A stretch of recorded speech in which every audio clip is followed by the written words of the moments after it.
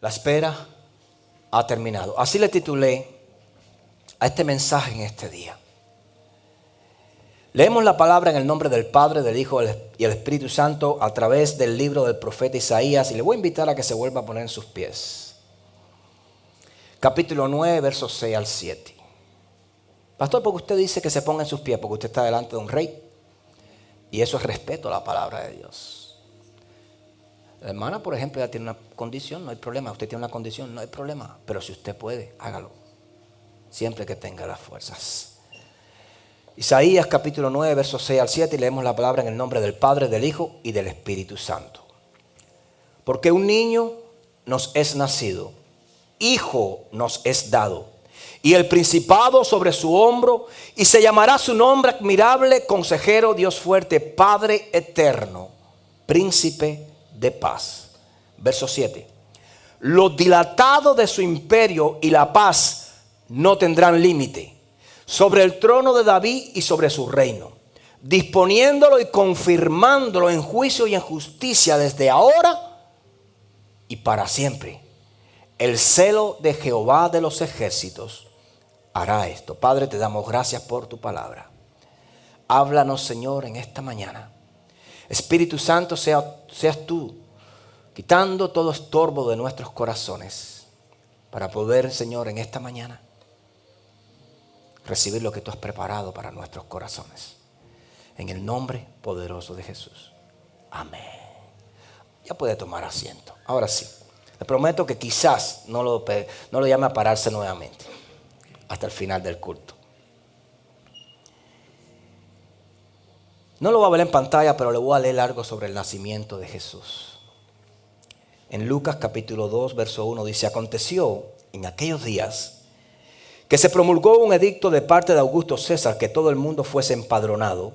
Este primer censo se hizo siendo Cirenio gobernador de Siria. E iban todos para ser empadronados, cada uno a su ciudad. Y José subió de Galilea, de la ciudad de Nazaret a Judea, a la ciudad de David, que se llama Belén, por cuanto era de la casa y familia de David, para ser empadronado con María, su mujer, desposada con él, la cual estaba encinta. Y aconteció que estando ellos allí, se cumplieron los días del alumbramiento, de su alumbramiento, y dio a luz a su primogénito, y lo envolvió en pañales y lo acostó en un pesebre, donde no había lugar para ellos en el mesón. Esto que acabamos de leer es la historia real, verídica, del nacimiento de Jesús. Esta historia la podemos encontrar también en el Evangelio de Marcos. Y nos enseña a nosotros cómo fue que sucedió, cómo se realizó el nacimiento de nuestro Salvador. Eran días donde había que ser empadronado y cada persona según su tribu, según la costumbre hebrea y judía, debía regresar a su ciudad natal según su tribu. José pertenecía a la tribu de David. Por eso él junto a su esposa, porque la mujer se somete al hombre, José junto con su esposa María, fueron a su ciudad, a la ciudad de David, a empadronarse, a inscribirse. El niño no había nacido. Estaba encinta, estaba embarazada, pero el niño no había nacido. Imagínense la barriga de María. Y allá fueron montando, caminando, con tremendos problemas porque no tenían las facilidades de hoy. Y nosotros nos cuesta a veces salir a predicar la palabra con un niño. Y María iba embarazada y para allá iba. Y llegó allí. Y estando allí, varios días llevaban. No pudieron encontrar espacio en un hotel o un motelito de la ciudad porque estaban llenos, porque muchas personas de otros lugares habían llegado para ser empadronados según la orden de este gobernador. Y tuvieron que ir a un establo. Porque María comenzó precipitadamente a entrar en dolores de parto y ya la criatura venía. Dios no esperó que ellos estuvieran en la comodidad. Dios no esperó que ellos llegaran o regresaran. Dios no hizo algo sobrenatural para buscarle comodidad a María y a ese futuro niño que venía. Allí en aquel establo nació Jesús. En un pesebre. ¿Saben lo que es un pesebre? Un pesebre es esa vasija o esa cantina de madera grande en los tiempos antiguos, todavía la hay, donde se le da comida a los animales, donde se le echa agua, la miel, el pasto. Y allí en aquel lugar preparó quizás José, como hombre familiar de la casa, un lugar para recibir a su hijo, con pajas quizás, con heno. Y allí nació Jesús. La demás historia usted la conoce. Esta historia está contada por Lucas. Mateo nos habla de los reyes magos que estaban por allí, llegaron a llevarle regalos, oro, mirra. Pero lo curioso de todo esto es que ya la anunciación del Mesías estaba siendo señalada por el Señor. La palabra del Señor nos enseña que cuando Isaías comenzó su ministerio, lo comenzó entregándonos a nosotros la promesa de un niño lleno de poder y de autoridad, dándonos la confirmación de la fidelidad de Dios en sus promesas, porque Dios lo había prometido, que enviaría un Salvador. El profeta Zacarías nos afirma o nos reafirma esa promesa, trayendo esperanza a su pueblo, porque el profeta en su capítulo 9, verso 9 dice: alégrate mucho, hija de Sión, hablando ya de Belén, hablando de Israel, hija de Sión. Da voces de júbilo, hija de Jerusalén, he aquí tu rey, el rey de Jerusalén. Vendrá a ti justo y salvador, humilde y cabalgando sobre un asno, sobre un pollino, hijo de asna. Malaquías cierra el Antiguo Testamento, también otro profeta, con la seguridad de esta promesa. Y Malaquías capítulo 4 verso 2 dice: mas a vosotros, a los que teméis mi nombre, hablando el Señor, nacerá el sol de justicia, y en sus alas o bajo sus alas traerá salvación, y saldréis y saltaréis como becerros de la manada. Hermano, ¿cómo no creer en la palabra del Señor? En el anuncio de un Salvador. Cuando estas personas hablaron 400 años antes de que Jesús viniera. 400 años antes de que Jesús hiciera escena en el mundo del Nuevo Testamento, perdón. Y 400 años antes, o 600, porque ya hablábamos de Isaías, ya el Señor le estaba dando la promesa de que en su momento enviaría al Salvador. ¿Qué hombre común ha podido hacer eso? Solo Dios lo puede hacer. Y de pronto Dios se calla a través de la boca de sus profetas y no habla. Y por 400 años hubo un periodo de silencio donde Dios no habló. No quiere decir que no estaba trabajando. Dios no habló. Fueron esos 400 años de silencio donde el pueblo entró en Egipto, donde el pueblo fue llevado a la esclavitud. Fueron en esos 400 años de silencio donde el pueblo también pudo ver la mano del Señor. Pasó tiempo. Y de pronto, cuando el Señor lo decidió, las palabras de Isaías, de Zacarías y de Malaquías resplandecerían en una ciudad llamada Belén de Judea. Belén de Judea. ¿Cómo fue el nacimiento de Jesús? ¿Cómo usted cree que puede ser el nacimiento de un rey? ¿En un castillo? Rodeado de todo tipo de comodidades, de sirvientes, mejores linos, las mejores sedas importadas de diferentes partes de Asia, del Oriente. Pero el nacimiento de nuestro rey no fue así. El nacimiento de Jesús, en su nacimiento hubo necesidad. No como nuestros hijos que se crían hoy con todas las comodidades, con todos los gustos, con todas sus marquidades. En el nacimiento de Jesús hubo pobreza. No tuvo cuna, tuvo un pesebre. En el nacimiento de Jesús Hubo necesidad porque la Biblia no nos dice que ellos eran una familia adinerada. Su nacimiento no fue en una familia adinerada, pero su nacimiento sí fue en una familia bendecida.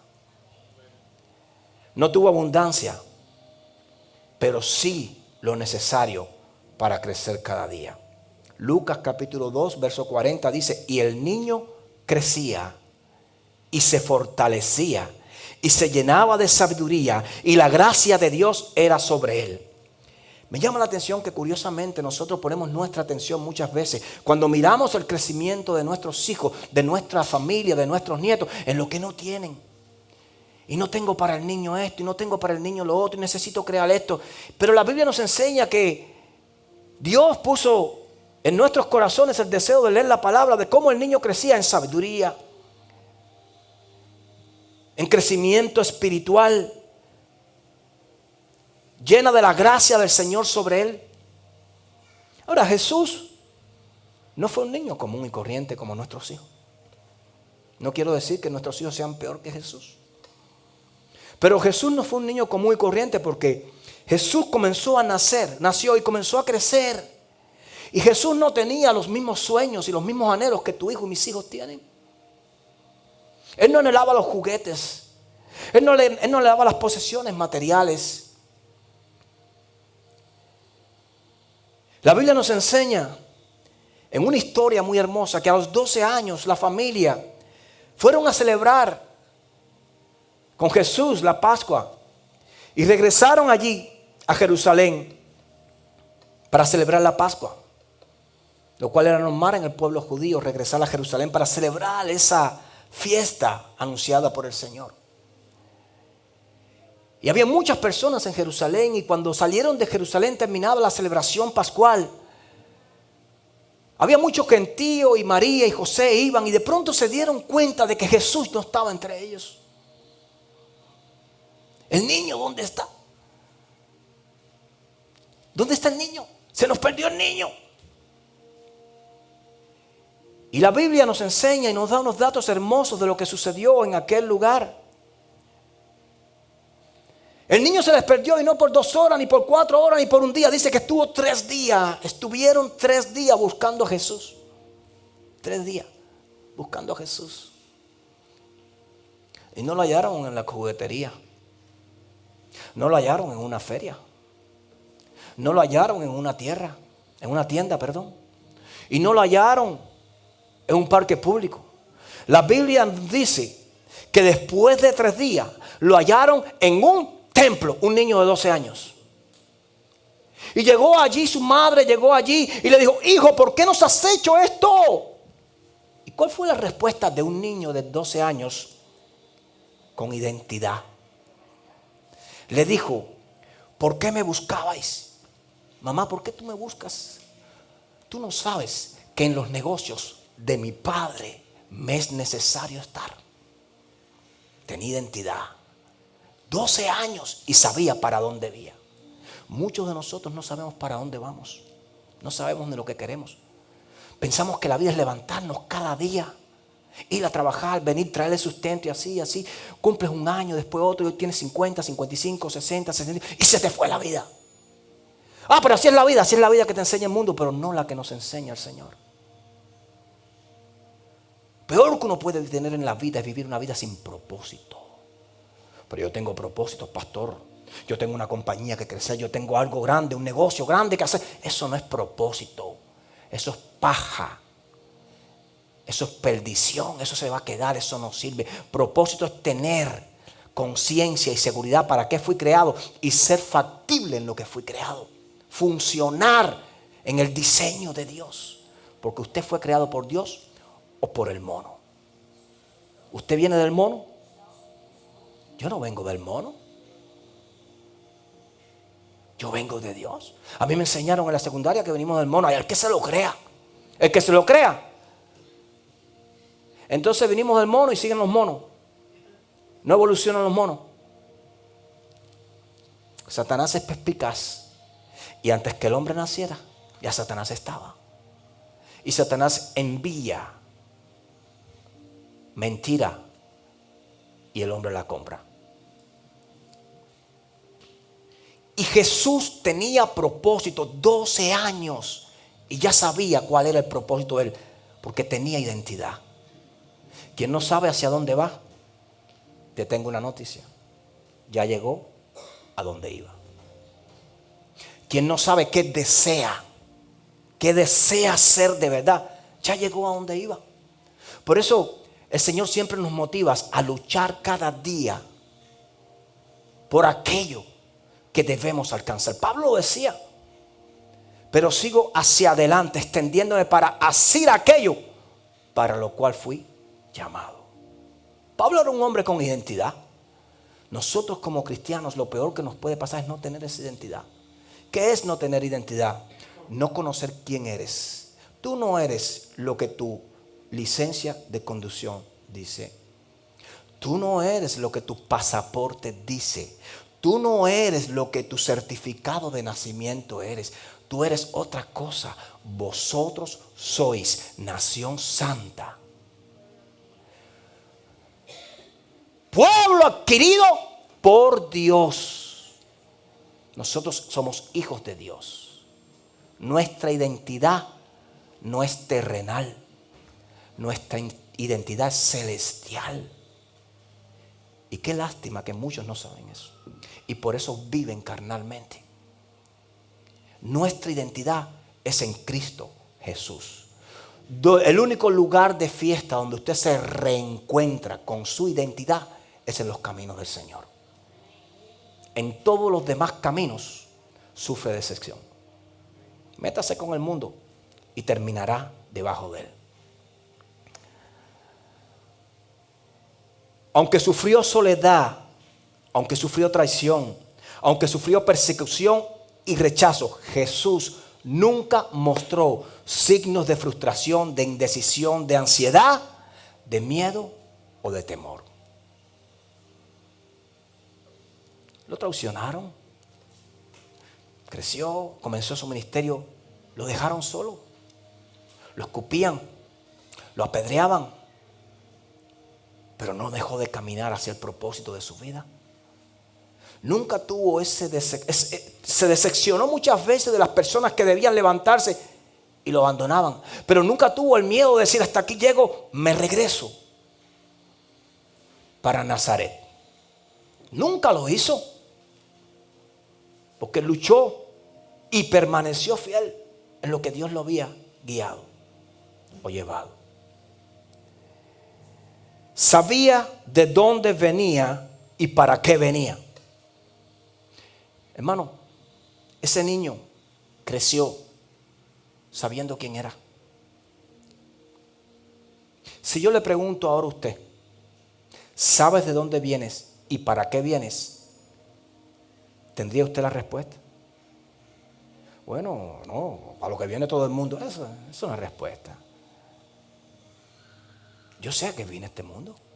Yo fui creado para adorar a Dios. Yo fui creado para servirle a Dios. Yo fui creado para darle la gloria al Señor. Eso es lo que dice la palabra. Que estoy en el mundo, sí, pero mi asignación es divina, no carnal.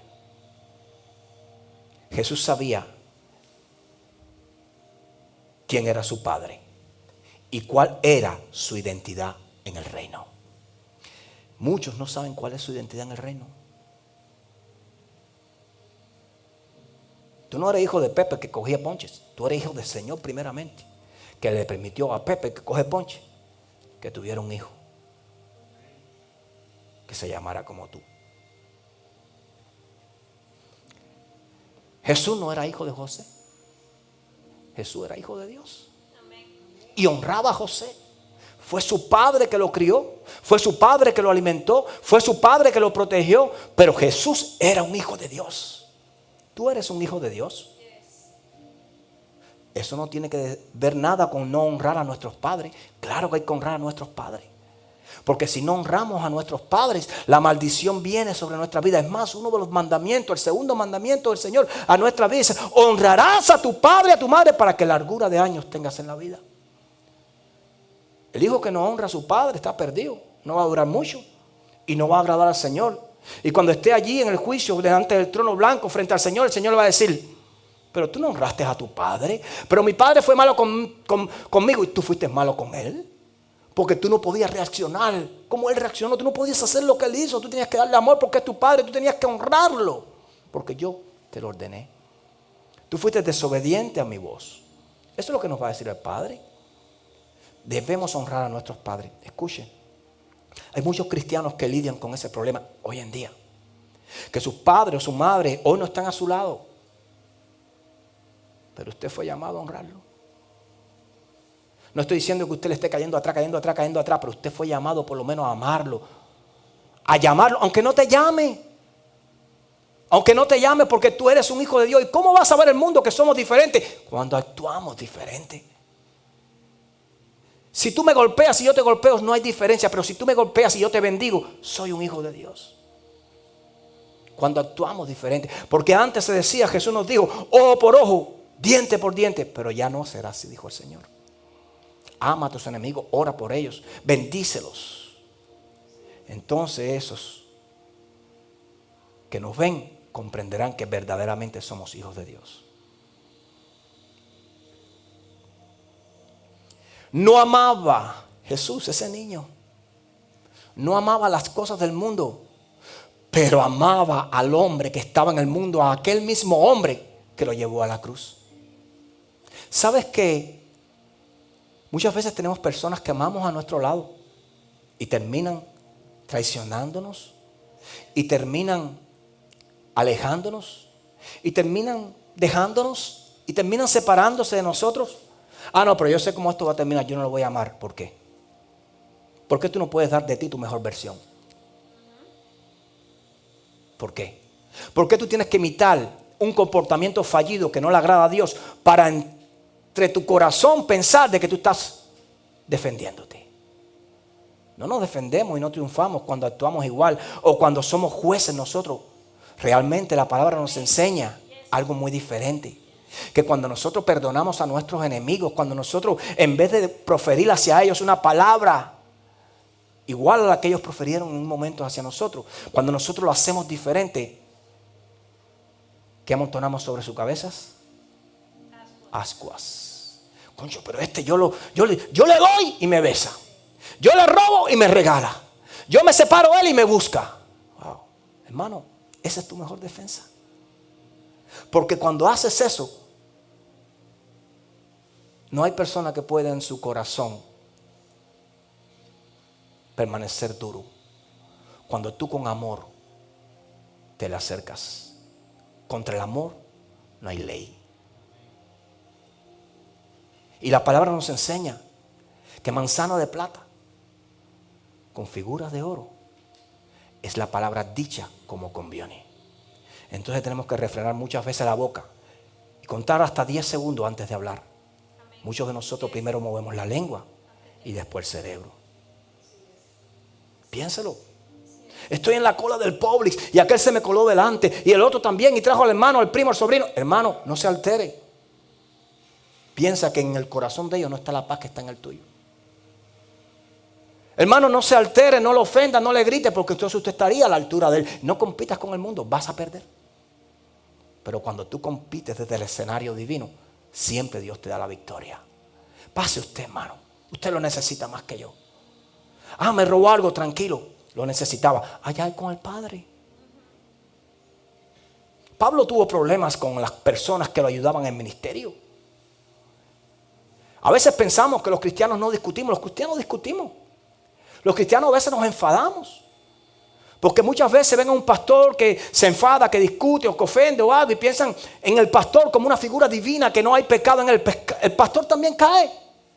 Y Pablo tuvo problemas con Bernabé, tuvo problemas con Pedro. ¿Sabrá Dios qué tipo de problemas? Porque yo no estaba allí. Pero la Biblia nos dice que muchas personas se levantaban. Muchas personas que comenzaban a su lado se levantaban después contra él, hablaban contra él, difamaban contra él. Alejandro el calderero era uno de ellos. ¿Qué le dijo el Señor en la carta? Nos entrega la palabra, la respuesta de Pablo, donde dice: Alejandro el calderero me ha causado muchos males. El Señor tenga compasión de él. Cuando alguien te cause males, no vayas a defenderte. Que el Señor tenga compasión de él. Que el Señor se ocupe de él. ¿Acaso no fue tu Señor el que dijo: mía es la venganza, yo pagaré? tuya es la venganza, paga tú. No podemos. Mía es la venganza. Yo pagaré. Pero Él va a pagar también nuestro buen proceder, cuando nos comportamos como hijos de Dios. Y Jesús todo el tiempo se comportó como un verdadero hijo de Dios. Isaías nos da 6 señales en el versículo que te leí al principio, que podríamos ver en aquel niño. 6 señales que hablaban de que es el Hijo de Dios.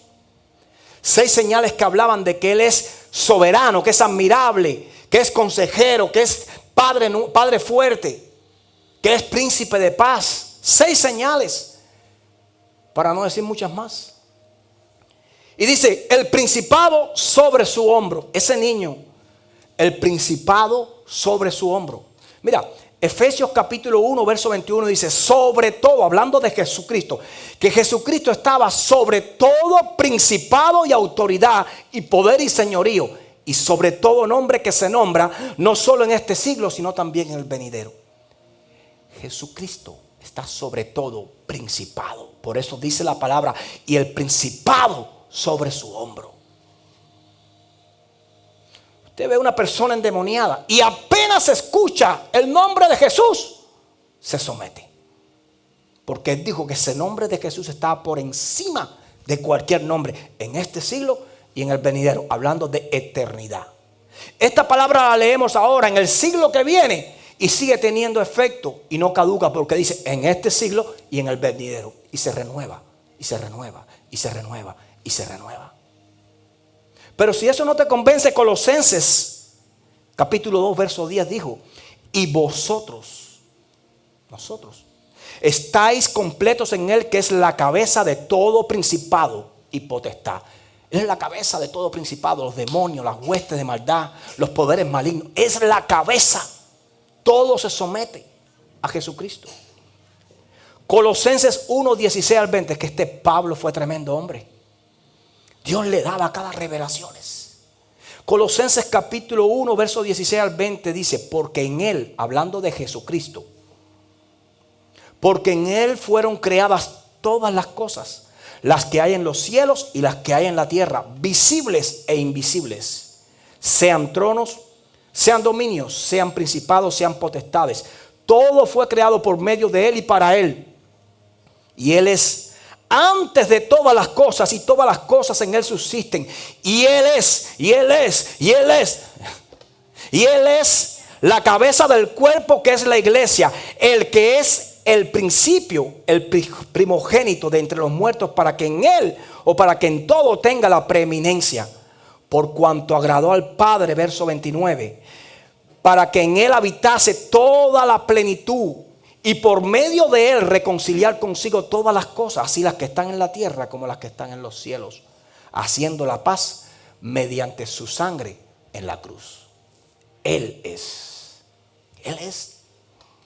No hay nada ni nadie más alto que Él. Él es. ¿Quién está sentado a la diestra del Padre? ¿Quién es? ¿Mahoma? ¿Confucio? ¿Algún santo? No, Jesús. ¿A quién usted siente a su lado? Al único que puede interceder, al único que tiene poder, al único que se lo merece. Por eso la Biblia nos enseña que Él fue honrado por el Padre y glorificado en la plenitud. Esa gloria es sentarse al lado del Padre.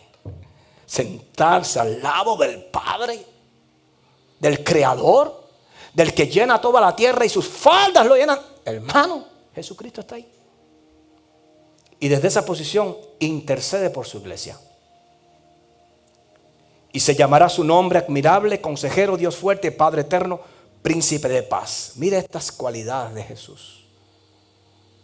Admirable. La palabra admirable viene de la traducción del hebreo que quiere decir milagro.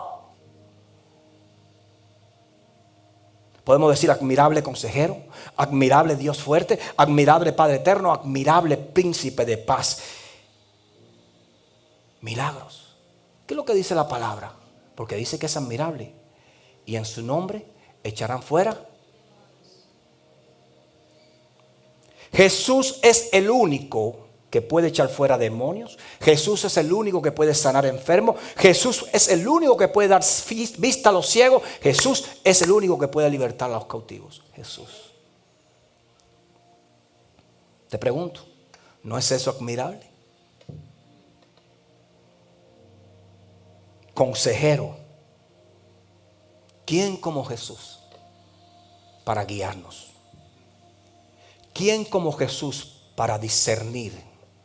¿Quién como Jesús para traer sabiduría o enseñarnos sabiduría? ¿Quién como Él? Dios fuerte. ¿Quién como Jesús para mostrar o demostrar su poder? La Biblia dice, en el libro de Lucas capítulo 8 hay una historia donde Jesús se monta en una barca y se acuesta allí. Y comienza, Jesús, nosotros que íbamos a pescar, ¿te acuerdas? Y comienzan las tempestades y las tormentas. Usted sabe, usted nunca se ha montado en un bote. Si es de noche es feo. Y cuando hay tempestades es más feo todavía. Bueno, ahí estaba Jesús en ese escenario. Se desata una tormenta. Y puedes creer que en la tormenta los discípulos que estaban en la barca, porque estaban pensando cruzando de un lado a otro, pero en el medio los sorprende la tormenta. Y en ese momento comienzan las tormentas, las olas del mar a entrar a la barca, los vientos a soplar. Y aquello se iba a hundir, hermano, pero Jesús iba allí. Con Jesús no se va a hundir. Y los discípulos, la fe como que les falló un poco y fueron donde estaba el maestro que estaba allí agachadito o acostadito en la proa descansando. Y tranquilo, no te preocupes por los pájaros que vuelan a tu alrededor. Si Jesús está en control, tranquilo. Pero él estaba allí, en la proa allí, o en la popa, allí estaba, acostado. Maestro, despierta que nos vamos a morir, nos vamos a ahogar en esta tormenta. Y la Biblia dice que él reprendió, se calmó la tempestad y se hizo gran bonanza. Cuando llegaron a aquel lugar, se bajó de aquel lugar y con él los discípulos. Y llegó a una tierra que se llama la tierra de los gadarenos, no ganaderos, gadaneros. Y cuando llegó a aquella tierra, le salió al encuentro un hombre endemoniado, que dice la Biblia que estaba desnudo, que no dormía en casa ninguna, sino que dormía en los sepulcros. Y le salió aquel hombre endemoniado, y cuando vio a Jesús, no se lo dijo a Pedro, no se lo dijo a Pablo, no se lo dijo a Juan, no se lo dijo a Mateo, no se lo dijo a Lucas, no se lo dijo a Tomás, no se lo dijo a ninguno de ellos, se lo dijo solamente a Jesús. Este hombre le dijo en Lucas capítulo 8, verso 28. Al ver a Jesús, pudo ver a todos ellos, pero el que le llamó la atención fue ¿quién? Jesús. Al ver a Jesús, lanzó un grito. ¡Ah! Lanzó un grito así como es. Y postrándose a sus pies, exclamó a gran voz: ¿qué tienes conmigo, Jesús, Hijo del Dios Altísimo? Te ruego que no me atormentes. A tu Jesús, a tu Salvador, al que le oras todos los días, al que clamas todos los días, al Hijo del Dios Altísimo. ¿Qué tienes conmigo? Por favor, no me atormentes. Se postró a los pies de Jesús para que Jesús no lo atormentara. Ese niño, Dios fuerte. Te pregunto en esta mañana, ¿quién convirtió el agua en vino? ¿Quién calmó la tempestad? ¿Quién sacó del sepulcro a Lázaro? ¿Quién caminó sobre el agua? ¿Quién sanó al ciego Bartimeo? ¿Quién multiplicó los panes y los peces? ¿Quién sanó al sordomudo? ¿Quién sanó a un ciego de nacimiento? ¿Quién sanó al paralítico de Betesda? ¿Quién sanó a la mujer del flujo de sangre? ¿Quién sanó a la hija de Jairo? Dios fuerte.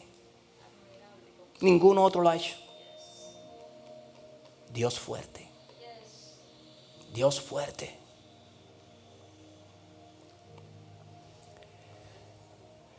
Efesios nos enseña sobre eso. Porque Jesús es llamado también Padre Eterno. ¿Por qué Padre eterno? Porque fue Jesús el que nos salvó. Fue Jesús el que vino. Y no por ahora, sino que vino porque Él siempre fue en el trono con su Padre. No le voy a dar una charla larga sobre esto, pero usted recuerda en el libro de Génesis, cuando el Señor crea al hombre, que lo hizo a su imagen y semejanza. Por eso usted no es hijo de mono. No se deje confundir eso. Usted es una nueva criatura. Hagamos al hombre a nuestra imagen y semejanza, dijo Jehová. Y dijo, hagamos. Si yo voy en un bote y tengo una buena bonanza y pesqué muchos peces, pero si yo voy con Jesuito, voy con Pedro, digo, y pescamos muchos peces, porque estamos hablando de mayor cantidad de personas. Y Jehová dijo en el libro de Génesis, hagamos. Porque allí en el libro de Génesis ya Jesús estaba al lado del Padre. Por eso dice la palabra que su trono siempre fue, siempre ha sido y siempre ha estado. Efesios 1:4 dice, según nos escogió en Él, en Jesús, antes de la fundación del mundo, para que fuésemos santos y sin mancha delante de Él. Mi asignación, al haber sido escogido por Jesús, es ser santo y sin mancha delante de Él. Juan 14:6 dice, Jesús le dijo, yo soy el camino, la verdad y la vida. Nadie viene al Padre si no es por mí. Por eso Él es Padre eterno. Pastor y príncipe de paz. ¿Te lo tengo que decir? ¿Really? Cuando leemos sobre Jesús, ¿te lo tengo que decir? Te tengo que decir cómo una persona que verdaderamente tiene a Jesús en su corazón puede vivir con esperanza, puede vivir con seguridad, puede vivir con tranquilidad, puede vivir con paz. ¿Te lo tengo que decir? ¿O es que no lo has experimentado? Jesús mismo nos dijo, mi paz os dejo, mi paz os doy. Yo no la doy como la da el mundo. ¿Por qué? Porque el mundo te enseña la paz en la abundancia de cosas materiales. Ay, al fin pagué la casa, ahora tengo paz. Pero mañana vas a tener otro problema que no tiene que ver con la casa y no vas a tener paz. Ay, pero al fin ya me pagaron el dinero que me debía. Ahora tengo paz. Pero pasado vas a tener otro problema que no tiene que ver ni con la casa ni con el dinero que te debían. Quizás sea una cuestión en la corte, quizás sea una enfermedad. Entonces dijo, mi paz os dejo, mi paz os doy. Yo no la doy como el mundo la da. El mundo te da una paz ficticia. El mundo te da una paz sin valores, una paz removible, una paz corruptible, pero la paz de Cristo lo llena todo. Por eso Él dijo, mi paz os dejo, mi paz os doy. Porque el que tiene paz en Cristo tiene paz en la abundancia, pero también en la necesidad. Tiene paz en la pelea, en la batalla, pero también en la victoria. Tiene paz en medio de los problemas, pero también en medio de las soluciones. Tiene paz en cualquier lugar, en medio de la adversidad. Tiene paz. ¿Sabes por qué? Porque la paz que llega a nuestros corazones por Jesús viene por la esperanza de las promesas que hay en Él. Joven fui y he envejecido y no he visto justo ni desamparado que mendigue pan. Entonces, si Jesús me dice, mi paz os dejo, quiere decir que el Señor dijo que si tú eres un hijo mío, Dios no te va a permitir que tú pases calamidades. Dios va a traer en el momento de tu necesidad un refrigerio a tu vida. Él se va a ocupar. Él va a hacer las cosas para que haya alimento en casa. Lea Malaquía. Se quite todo, que se sequen los corrales, que se pierdan las vacas, que se vayan las ovejas, pero con todo yo adoraré al Dios de mi salvación.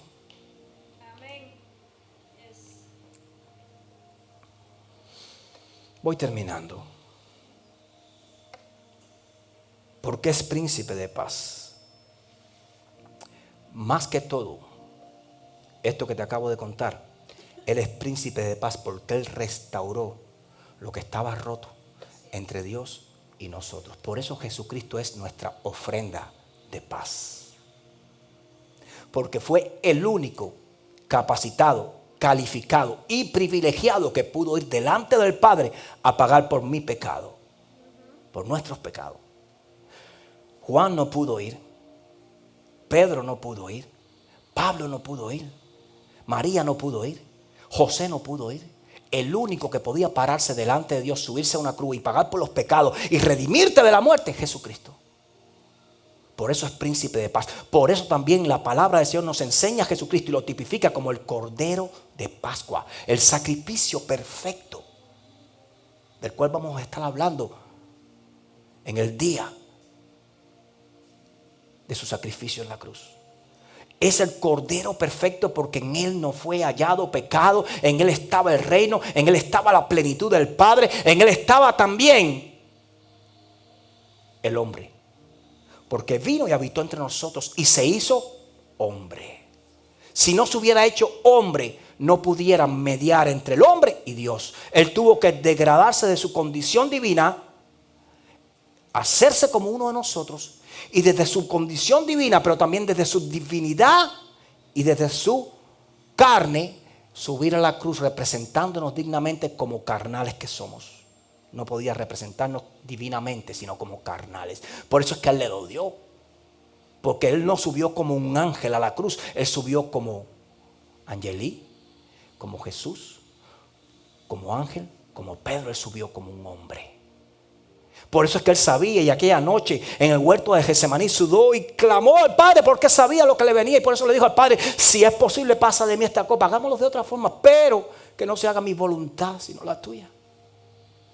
Pero no decepcionó al Padre, se mantuvo firme y entendió que su sacrificio le iba a doler, pero ese dolor no iba a ser comparado con la gloria postrera que iba a ser manifestada a través de su sacrificio en la cruz.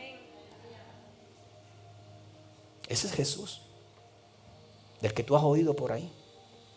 Ese es Jesús el que a muchos no les importa. Ese es Jesús el que muchos obvian, el que a muchos no les interesa, el que muchos solo claman a Él cuando necesitan, pero no le dan la gloria cuando están en necesidad. Job dijo: Jehová dio, Jehová quitó, a Él sea la gloria. Perdió a sus hijos, perdió su fortuna, perdió sus ovejas, perdió sus camellos, perdió su casa, y dice que se postró y adoró. ¿Tú has adorado al Señor cuando estás en una necesidad? ¿Tú has adorado al Señor cuando has perdido un familiar querido? ¿Tú has adorado al Señor? No, ellos lo hicieron. Porque Dios, aunque tú estés pasando el peor de todos los sufrimientos, sigue siendo Dios, papito. Sigue siendo eterno. Sigue siendo el alfa y el omega, el principio y el fin, el que fue, el que es y el que ha de venir. David lo entendió. Y cuando perdió a su hijo, lloró amargamente, pero después entró al templo y adoró.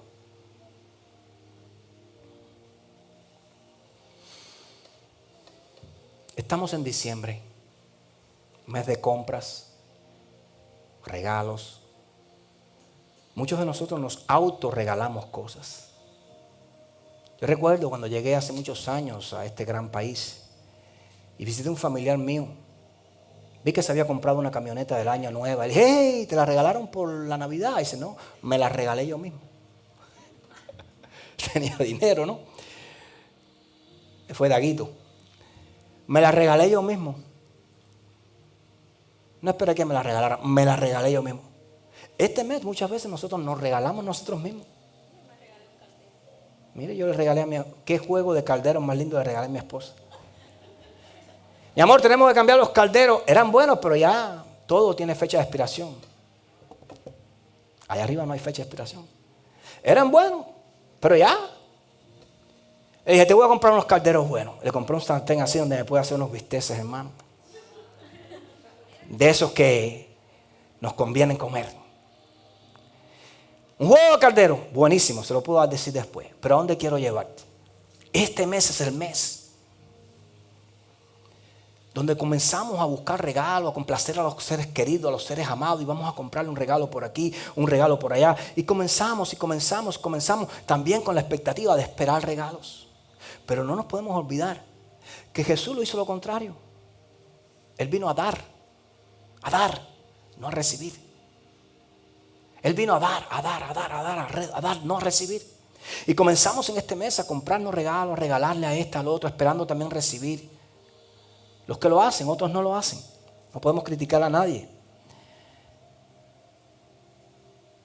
Y nuevamente cometemos el error que muchas personas cometen. cometemos el error de regalar muchas cosas, pero no entendemos la importancia de hacernos o autorregalarnos nosotros el mejor de todos los regalos, que es Jesús. Diciembre, celebramos la Navidad. No celebramos un día, no celebramos una fecha, no celebramos... escucha bien, porque esto me lo reveló el Espíritu Santo. No celebramos esto en especial, pero la Navidad no significa nada para aquella persona que no haya aceptado a Cristo. Celebrará el rumor de algo, pero no celebrará el fruto de ese algo. Pueden hacer fiesta, pueden poner cerdos asados, pueden llegar a las mejores mesas, pueden llenar las mesas de comida. Pero no hay Navidad en el corazón de un hombre que no ha recibido a Cristo. Celebra una fiesta, pero no celebra la vida eterna. Navidad es la vida eterna. Navidad es el nacimiento de la promesa. Por eso hoy quiero decirte de parte del Señor, tu espera ha terminado. Por lo que estuviste clamando, ha terminado. Por lo que estuviste llorando, ha terminado. Ha terminado porque Jesús llegó, porque Jesús entró, porque Jesús apareció en nuestra vida. Allí en aquel pesebre, en aquel lugar, fue depositada de parte de Dios la esperanza eterna para un mundo sin remedio. Allí en aquel lugar, el Señor puso en aquel lugar lo que tú y yo necesitamos: el llanto, el clamor, las peticiones de las madres, de las generaciones, de los pueblos por años. En aquel lugar se hizo realidad. Termino con esto. La Biblia dice en el Evangelio de Lucas que en Jerusalén había un anciano, un hombre mayor, escucha bien, llamado Simeón. Ya que el hombre estaba pasado en años y quizás ya estaba muy viejito y él sabía que estaba a punto de morir. La Biblia nos dice que este hombre era un hombre justo y piadoso, muy anciano, pero era un hombre justo y piadoso. Pero también la Biblia nos dice que el Espíritu Santo estaba sobre él. Lo guiaba, le hablaba, le enseñaba. Y el mismo Espíritu Santo, escucha esto, le revelaría a Simeón que no vería la muerte hasta que él mismo con sus ojos pudiese ver al ungido de Jehová. Simeón, el Padre te manda a decir, estás preocupado por tu muerte. Pero la preocupación de Simeón no era dejarle herencia a sus hijos. Eso es lo que te dice esto. La preocupación de Simeón no era dejarle un dinerito para que pudieran sobrevivir. La preocupación de Simeón, como hombre justo y piadoso, conocedor de Dios y lleno del Espíritu Santo, era: si el Señor me mostró a través de su Espíritu que viene un Mesías, que viene un Salvador, yo no quiero morirme sin ver al Mesías y a ese Salvador. Y el Espíritu Santo le dijo: Simeón, el Señor te dice que no se cerrarán tus ojos hasta que tú no veas al ungido, al Mesías, al Hijo de Dios. Y la Biblia dice, esta es la importancia de ser guiados por el Espíritu Santo, que el mismo Espíritu Santo guió a Simeón ese día en que Jesús estaba allí en aquel templo. Lo llevó al templo. Por eso cuando usted no tiene el Espíritu Santo, usted va a dar golpes al aire. Usted va a escuchar la bulla y para allá va a ir. Usted va a ser guiado por los que sí lo tienen. Pero necesitamos tener al Espíritu Santo para que el Espíritu Santo nos guíe, nos hable, nos enseñe, nos corrija, nos muestre. Y Simeón era un hombre guiado por el Espíritu Santo. Y Simeón entró a aquel lugar, a aquel templo. Dice la Biblia que allí estaba Jesús. 8 días de nacido tenía el niño. Iba a ser circuncidado según la ley judía. Tenían que hacerlo para purificarlo. Y no fue por casualidad, sino porque Jesús estaba allí, en aquel lugar. Y dice la palabra del Señor en Lucas, que cuando Simeón vio al niño, lo tomó en sus manos, lo cargó. Y en Lucas capítulo 2, verso 29 al 32 dice: ahora, Señor, mire estas palabras, ahora estoy en paz, Señor. Ahora tengo todo lo que yo quería. Ahora mi esfuerzo, mi trabajo, mi servicio en tus atrios están siendo pagados. Ahora, Señor, despide a tu siervo en paz conforme a tu palabra, porque han visto mis ojos tu salvación, la cual has preparado en presencia de todos los pueblos, hablando ya de lo que va a venir. Luz para revelación de los gentiles. ¿Quiénes son los gentiles? Los que no han conocido al Señor. Nosotros somos gentiles, pero ya pasamos de ser gentiles a ser pueblo adquirido por Dios.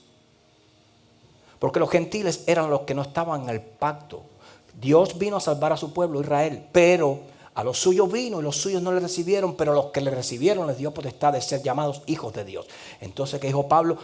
Desechan la palabra, desechan lo que yo les estoy diciendo, lo que yo les estoy trayendo, la revelación de parte del Señor que tengo para ustedes. Desechan eso, no quieren aceptar a Jesús, porque los judíos no querían aceptar a Jesús como el Mesías.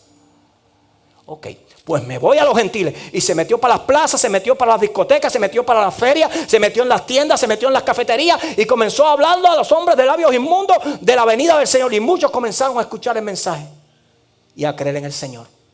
Y así fue como el evangelio llegó a mi vida, a tu vida, a nuestras vidas.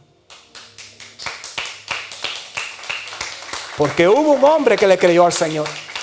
Y por eso Simeón dice: luz para revelación. Los que son gentiles necesitan tener y entender eso. Necesitan a Jesús. Y gloria de tu pueblo Israel. Hasta Simeón, un hombre viejo, un hombre quizás ya hasta débil y enfermo, sabía quién era Jesús. Mis ojos han visto en este momento tu salvación. Jesús, tu salvación. Jesús, mi salvación. Jesús, nuestra salvación. Jesús. Hasta Simeón, una persona mayor, pudo saber lo que significaba Jesús para su vida. Hoy te pregunto, ¿qué significa Jesús para tu vida? ¿Un nombre? ¿Una historia? ¿Alguien que tú escuchaste por ahí, por alguna plaza, mencionar su nombre? Pedro sabía quién eres. Tú eres el Hijo del Dios Altísimo. ¿Qué significa? ¿Conoces tú quién es Jesús y lo que significaría Jesús para tu vida? Esta pregunta no es para todos, es para los que no lo conocen. Quiero decirte, tu espera ha terminado. Porque en Jesús hay consolación.